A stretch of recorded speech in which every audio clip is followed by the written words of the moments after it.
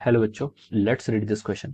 So this question says a concave mirror of focal length small f produces a real image n times the size of the object. Okay, what is the distance of the object from the mirror? Okay, हमें क्या बतानी है? Distance of the object from the mirror बतानी है. Okay, तो देखिए बच्चों, इस क्वेश्चन का की कॉन्सेप्ट आप क्या लिख सकते हैं? The key concept of this question, इस क्वेश्चन में हमें क्या बताना है? इस क्वेश्चन में हमें बताना है कि देखिए एक कनकेव मिरर है जिसकी फोकल लेंथ f है, produces a real image n times the size of the object. What is the distance of the object from the mirror? Okay, तो देखिए बच्चों, इस क्वेश्चन में हमें हिंट किसके करस्पॉन्डिंग दी हुई है? हमें यहाँ पर इमेज का साइज दिया हुआ है. क्या बोला उसने?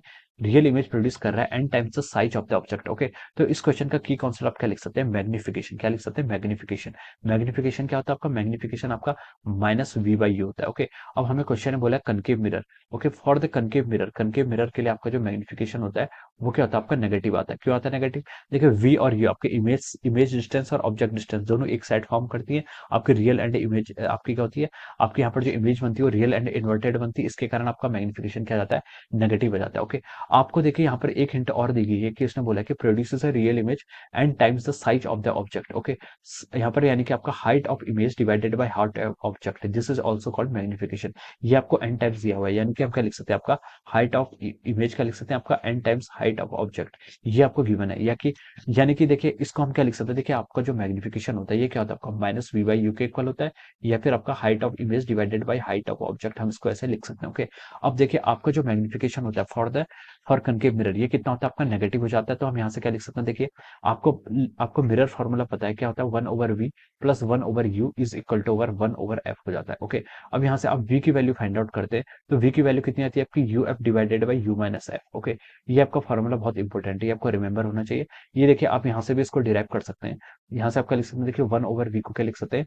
One over F minus one over you is equal to over कितना होगा? One over V is equal to आपका U minus F divided by U F हो जाएगा. ओके, तो मैंने इसका इन्वर्स कर दिया और आपका ये आंसर यहाँ से आ जाएगा. ओके, अब देखिए हमें यहाँ पर मैग्निफिकेशन फाइंड आउट करना है. मैग्निफिकेशन क्या हो जाता है आपका? V by u minus v by u, और कनकेव मिरर का आपका मैग्निफिकेशन क्या होता है? नेगेटिव होता है. तो देखिए ये कितना हो जाएगा आपका? U F divided by u minus F. ये क्या आ गया आपका? वी की वैल्यू आ गई. इस वी की वैल्यू को हमने यहाँ पर पुट कर दिया, divided by u, divided by whole divided by u कर देंगे, तो आपका मैग्निफिकेशन कितना आ गया? देखिए यहाँ से F divided by u minus F. Okay, this will be the our magnification. ये क्या जाएगा आपका? मैग्निफिकेशन आ जाएगा. ओके, तो देखिए बच्चों अब यहाँ से हम इसको क्या करते हैं? इस इक्वेशन को सॉल्व करते हैं.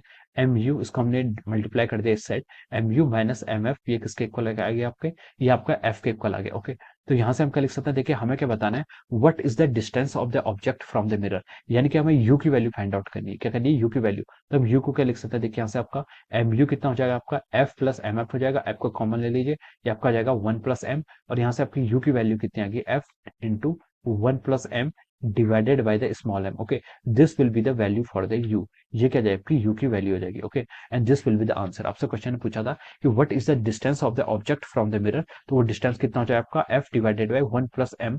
एम नहीं, आपका एन है. ओके, आपका ये एन है, यहाँ पर आपका देखिए क्वेश्चन में एन गिवन किया हुआ है. ओके, ये एम ही होता है. मैग्निफिकेशन आपका कितना है? आपका एन के इक्वल है. तो अब हम इसको क्या कर देंगे? देखिए मैग्निफिकेशन आपका एन के इक्वल है, तो अब यहाँ पर क्या कर लीजिए? फाइनल आंसर में आप इसको f times one plus n कर लीजिए. ओके, ये आपका मैग्निफिकेशन आपको क्वेश्चन में गिवन किया हुआ है. देखिए यहाँ पर लिखा हुआ है produces a real image n times size of the object. तो एन क्या यहाँ पर आपका मैग्निफिकेशन है. ओके, यानी कि एच आई बाई ऑब्जेक्ट यहाँ पर एम और एन के आपका इक्वल है, ये आपका मैग्निफिकेशन है. तो आपका ये क्या हो जाएगा? आपका करेक्ट आंसर हो जाएगा. ओके, तो हमें आंसर किसके टर्म में लिखना है? एन के टर्म में लिखना है. Okay, so this will be the answer. ये क्या हो जाएगा आपके? आपका इस क्वेश्चन का ये आपका क्या हो जाएगा? फाइनल आंसर हो जाएगा. Okay, so I hope you all understood this concept. All the best and thank you so much.